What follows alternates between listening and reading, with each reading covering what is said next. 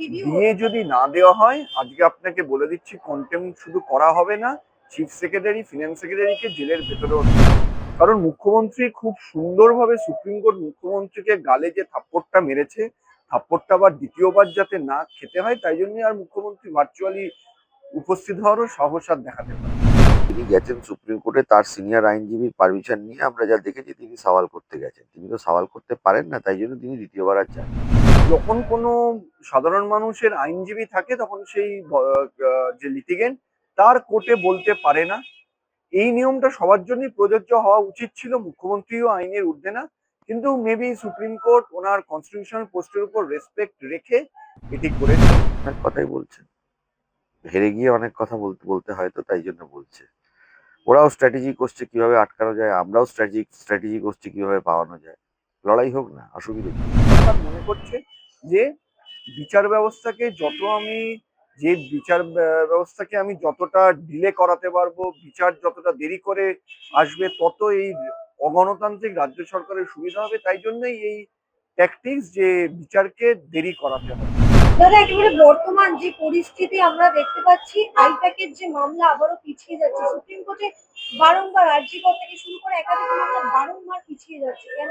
দেখুন, আপনি যে মামলাতেই দেখবেন রাজ্য সরকার একটু বিপাকে পড়তে চলেছে বা রাজ্যের কোনো বিরুদ্ধে কোনো বড় রায় আসতে পারে, এরকম ক্ষেত্রে সেই মামলাগুলো আপনি দেখবেন পিছিয়ে যাচ্ছে। আইনজীবীর শরীর খারাপ, অনেক ধরনের এই ধরনের জিনিস দেখবেন। রাজ্য সরকার মনে করছে যে বিচার ব্যবস্থাকে যত আমি যে বিচার ব্যবস্থাকে আমি যতটা ডিলে করাতে পারবো, বিচার যতটা দেরি করে আসবে, তত এই অগণতান্ত্রিক রাজ্য সরকারের সুবিধা হবে। তাই জন্যই এই ট্যাকটিক্স যে বিচারকে দেরি করাতে হবে। কিন্তু সেই জায়গা থেকে মুখ্যমন্ত্রী যিনি এসআইআর মামলায় উপস্থিত ছিলেন, সেদিনও কপিল সিবালের শরীর খারাপ ছিল, তিনি ভার্চুয়াল উপস্থিত ছিলেন। আজকেও তো তিনি ভার্চুয়ালি থাকতেই পারতেন। দেখুন, আমি আইনজীবী নিয়ে কিছু কারোর কোনো শরীর খারাপ হতেই পারে, কিন্তু ঘটনাটা যখন বারবার ঘটছে, আরজি কর মামলা থেকে আরম্ভ করে, নিয়োগ দুর্নীতি থেকে আরম্ভ করে, তারপর এসআইআর মামলা, আইপ্যাক মামলায়, তখন বলতেই হয় কোথাও এটা হয়তো ইচ্ছাকৃত হতে পারে। দাদা, এসআইআর এর প্রথম মামলাকারী মুস্তাফি বানু, তিনি একেবারে গতকাল উপস্থিত ছিলেন, কিন্তু মুখ্যমন্ত্রী তো গতকাল গেলেন না। কারণ মুখ্যমন্ত্রী খুব সুন্দরভাবে, সুপ্রিম কোর্ট মুখ্যমন্ত্রীকে গালে যে থাপ্পড়টা মেরেছে, থাপ্পড়টা আবার দ্বিতীয়বার যাতে না খেতে হয়, তাই জন্যই আর মুখ্যমন্ত্রী ভার্চুয়ালি উপস্থিত হওয়ারও সাহস আর দেখাতে পারেনি। কিন্তু রাজ্যের মুখ্যমন্ত্রী, একেবারে সুপ্রিম কোর্টের প্রধান বিচারপতি, তিনি বলছেন যে মুখ্যমন্ত্রী উপস্থিত ছিলেন, এতে অস্বাভাবিকতার কি আছে? এটা তো সংবিধানের প্রতি সম্মান জানানো, এটাতে রাজনীতিকরণ করবেন না। ঠিকই, মুখ্যমন্ত্রীর উপস্থিতি নিয়ে তো কোনো অসুবিধা নেই। সওয়াল করেন। মুখ্যমন্ত্রী, প্রথমত মুখ্যমন্ত্রীর সওয়ালকে সুপ্রিম কোর্ট রেকগনাইজই করেনি, কারণ অর্ডার শিটে মুখ্যমন্ত্রীর নাম নেই। এটা হলো প্রথম কথা। দ্বিতীয় কথা হলো, সুপ্রিম কোর্ট খুব ভদ্রভাবে বলেছে, ওনার যে কনস্টিটিউশনাল পোস্টের উপর সম্মান নিয়ে, সম্মান রেখে, যে আপনার একজন আইনজীবী আছে, উনি বলছেন, আপনি বলবেন না। এই ভদ্রভাবে চটটা সুপ্রিম কোর্ট মেরেছে, তাই জন্য মুখ্যমন্ত্রী দ্বিতীয় দিন আর যাওয়ার সাহস কোলাতে পারেন। কিন্তু সাধারণ মানুষ যদি একই কাজ করতো, তাহলে কি কোর্ট একই কথা বলতেন? দেখুন, কোর্টে, সেটা আমি এর আগেও বলেছি, যে যখন কোনো সাধারণ মানুষের আইনজীবী থাকে, তখন সেই যে লিটিগেন্ট, তার কোর্টে বলতে পারে না। এই নিয়মটা সবার জন্যই প্রযোজ্য হওয়া উচিত ছিল, মুখ্যমন্ত্রীও আইনের ঊর্ধ্বে না। কিন্তু মেবি সুপ্রিম কোর্ট ওনার কনস্টিটিউশনাল পোস্টের উপর রেসপেক্ট রেখে এটি করেছেন, কিন্তু যথেষ্ট ভদ্রভাবে থাপ্পড়টা মেরেছে। দাদা, একেবারেই শেষ প্রশ্ন, ডিএ মামলা একেবারে রায় পেয়ে গেছেন কর্মচারী সমাজ। সংগ্রামী যৌথ আন্দোলন আমরা দেখতে পেলাম রবিবার, কিন্তু সেই জায়গায় দাঁড়িয়ে কল্যাণ বন্দ্যোপাধ্যায়, সিনিয়র অ্যাডভোকেট, তিনি বলছেন যে রায় বেরিয়েছে, অপেক্ষা করুন, আন্দোলন করে কি হবে, ডিএ চিট পাওয়া বলে পেয়ে গেছে। দেখুন, আমরা এই রাজ্য সরকারের দয়ার ওপর ডিপেন্ড করেছিলাম না, লড়াই করে আদায় মানে অধিকার ছিনিয়ে এনেছি।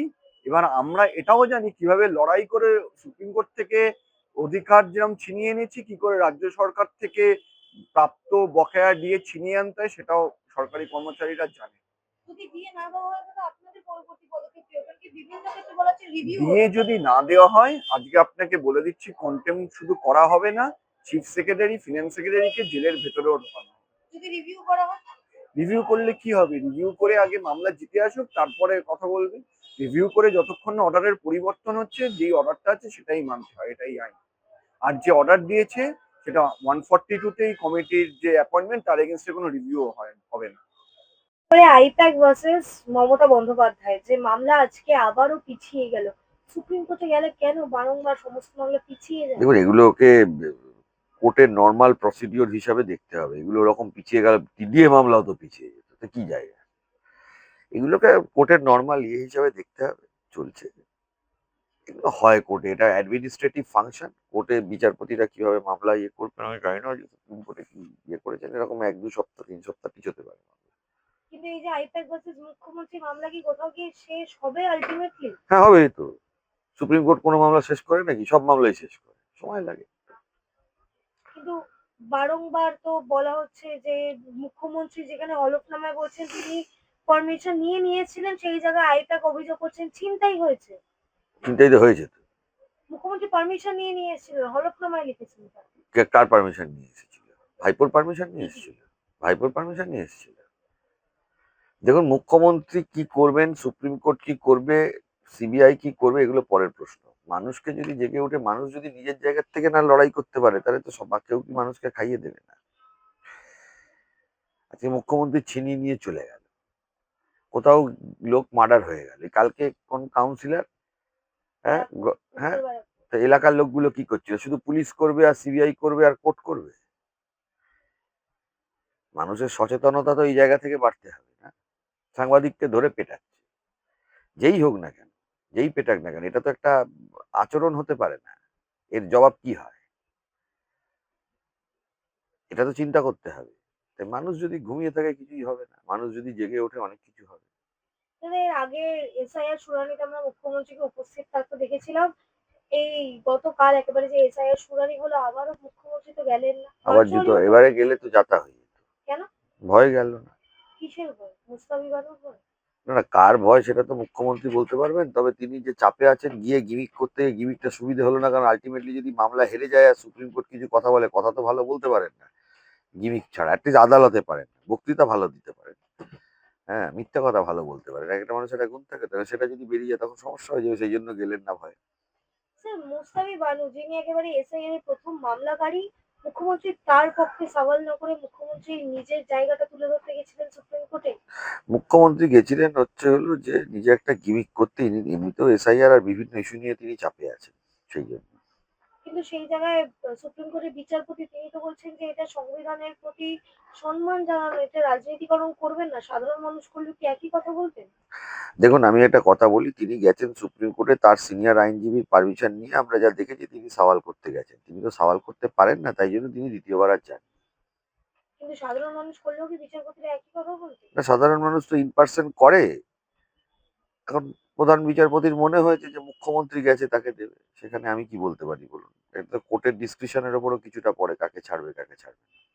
ইন পার্সন মামলা ভারতবর্ষে হয়। কিন্তু আইনের চোখে তো সকলেই সমান, যেমনটা আমরা বিভিন্ন ক্ষেত্রে জেনেছি। তাহলে মুখ্যমন্ত্রীর জন্য আলাদা আইন, সাধারণ মানুষের জন্য আলাদা আইন? এবং কোর্টে মামলা চলাকালীন অনেক সময় কোর্ট ক্লায়েন্টকে ডেকে জিজ্ঞেস করে ইনস্ট্রাকশনের জন্য, for assistance before the court. আমরা যারাই কোর্টের কাছে বলি, কোর্টের অ্যাসিস্ট্যান্সের জন্য, কোর্ট যাতে সঠিক জায়গায় পৌঁছতে পারে, এই চেষ্টাই আমরা আইনজীবী বলুন বা লিটিগেন্ট বলুন তাই করি। সেইটুকু হয়তো বিচারপতি প্রথমবার দেখে সেটা তাই বলেছেন। দাদা, একেবারেই অন্য কিন্তু একটি এটাও প্রসঙ্গ। বলেছেন যে শামদিওয়ান, যিনি মুখ্যমন্ত্রীর আইনজীবী, তিনি অনেক খুব ভালো আইনজীবী, গুড কাউন্সিল, ওনার ওপর ভরসা রাখুন, এটাও বলতে আমরা শুনেছি। দাদা, একেবারেই অন্য একটি প্রসঙ্গে যাব।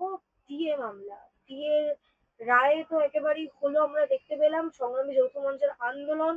কিছুদিন আগেও আমরা দেখতে পেলাম সেই জায়গায় কল্যাণ বন্দ্যোপাধ্যায় তিনি বলছেন যে অর্ডার হয়েছে, অপেক্ষা করুন, আন্দোলন করে কি হবে, ঠিক দিয়ে দেওয়া হবে। এখন হেরে গিয়ে বলে কথাবার্তা বললে সে সরকার, ওনার নেত্রী এখন অনেক কথাই বলছেন। হেরে গিয়ে অনেক কথা বলতে বলতে হয়তো তাই জন্য বলছে। ওরাও স্ট্র্যাটেজি করছে কিভাবে আটকানো যায়, আমরাও স্ট্র্যাটেজি করছি কিভাবে পাওয়ানো যায়। লড়াই হোক না, অসুবিধে কি আছে? কিন্তু বিভিন্ন ক্ষেত্রে যেমনটা জানা যাচ্ছে যে রিভিউ করতে পারে রাজ্য সরকার। যে করুক না। দেখুন, বাংলার জনগণ যদি ঘুমিয়ে থাকে, রিভিউ কিউরেটিভ সবই হবে। বাংলার জনগণ, কর্মচারী সমাজ যদি জেগে ওঠে, 7 দিন লাগবে ফিরিয়ে দিতে হবে, সোজা হিসাব। কেউ বাড়িতে বসে ঘুমিয়ে থাকলে হবে না। আর ঘুমিয়ে থাকছে বলেই তাই জন্য সরকার এই ভাবারটা, যে মমতা ব্যানার্জি যে ভাবছে যে রিভিউ করব, কমিটিতে বাংলার লোক কেন রাখা হয়নি, এই যে ভাবনাটা ওনার মাথার মধ্যে আসছে, লাগছে, না দিয়ে এই যে ভাবনাটা আসছে, এটা কেন আসছে? কারণ এরা ঘুমিয়ে আছে। এই যে মিছিল হয়েছে, মিছিলে ধরুন 15,000 লোক হয়েছে, এটাকেই টার্গেট করতে হবে মিনিমাম অন্তত 5 লক্ষ লোক করছে, তখন দেবে। আচ্ছা, একেবারেই শেষ প্রশ্ন, যদি আবারও রিভিউ করা হয় বা বিভিন্ন ক্ষেত্রে যদি কোনো কারণে ডিএ না দেওয়া হয়, আপনাদের পরবর্তী দেখুন, পদক্ষেপ আইনি কি পথ হবে? তো আইনি পথেই চলবে, আইনের পথে চলবে, কন্টেম্প্ট হবে, যা হবে হবে। ছিনিয়ে আনতে গেলে, কিছু পেতে গেলে কিছু খোয়াতে হয়, সবকিছু বাড়িতে বসে বসে হয় না। নাম কর্মচারীরা লড়াই করতে নেমেছে, বা পশ্চিমবাংলার সাধারণ মানুষ লড়াই করতে নেমেছে রাষ্ট্রশক্তি, রাষ্ট্রযন্ত্রের বিরুদ্ধে। এই রাষ্ট্রশক্তি আর রাষ্ট্রযন্ত্রের বিরুদ্ধে লড়াই করতে গেলে যে পরিমাণ স্পিরিট দরকার, সেই পরিমাণ স্পিরিটের সংখ্যার লোকটা কম। সেই সংখ্যাটা যখন বেড়ে যাবে, তখন সবকিছুই পরিবর্তন হয়ে যাবে। তখন পরিবর্তনের জন্য আর কিছু আটকাবে না। রাষ্ট্রশক্তি এবং রাষ্ট্রযন্ত্রের বিরুদ্ধে যখন লড়াই করতে নামতে হয়, তার যে ইয়েটা লাগে সেটা অনেকটাই কম। এটা বাস্তব কথা, অবাস্তব কথা নয়।